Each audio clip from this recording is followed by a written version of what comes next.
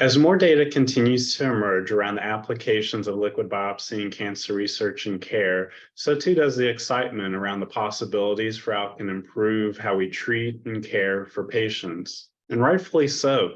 The use of liquid biopsies, and in particular the ability to measure circulating tumor DNA, is leading to less invasive ways of performing tumor profiling, detecting and monitoring for cancer, evaluating tumors over time, and even monitoring response to therapy.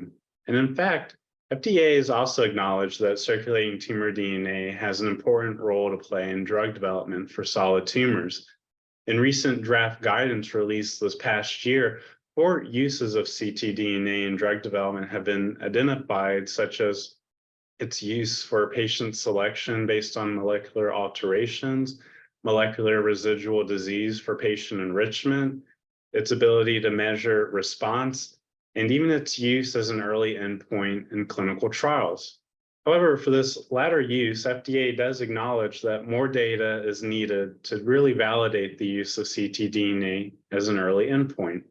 And while the number of studies demonstrating an association between decreased levels of ctDNA and improved patient outcomes continues to grow, these studies on their own likely do not address all the concerns and questions that the community has, nor are they going to meet the threshold of evidence that's likely needed to validate a novel endpoint. Recognizing that a concerted effort's needed to thoroughly evaluate this, Friends of Cancer Research, working with a group of experts, has outlined an evidentiary roadmap that lays out an aligned strategy for generating data and evidence to inform the use of ctDNA for regulatory processes. Several areas that have been identified that need to be taken into account as we generate this evidence revolve around technological considerations for the assays measuring the ctDNA, clinical considerations, and how biology may influence our interpretation of changes in ctDNA, and how the collection of ctDNA is being operationalized within clinical trials.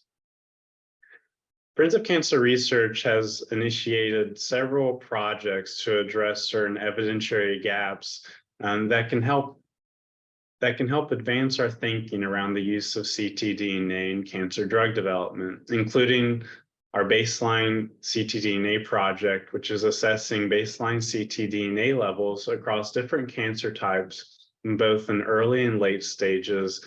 And this data is coming from a variety of different assays. This data is helping inform insights into the potential uses of ctDNA in different cancer types, and is also helping to inform strategies for how we can compare data coming from different assay types.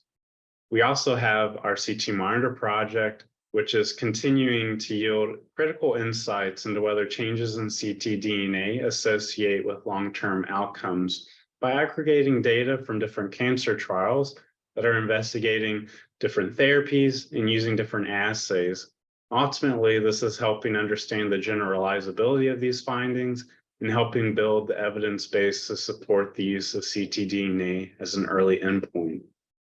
We're at an important juncture with these projects and have new data to release that can help it not only advance the science, but the policy conversations around the use of ctDNA in cancer drug development.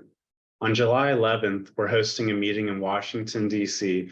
to release new data, discuss current progress, outline implications of these new data, and discuss where we need to go next as a field.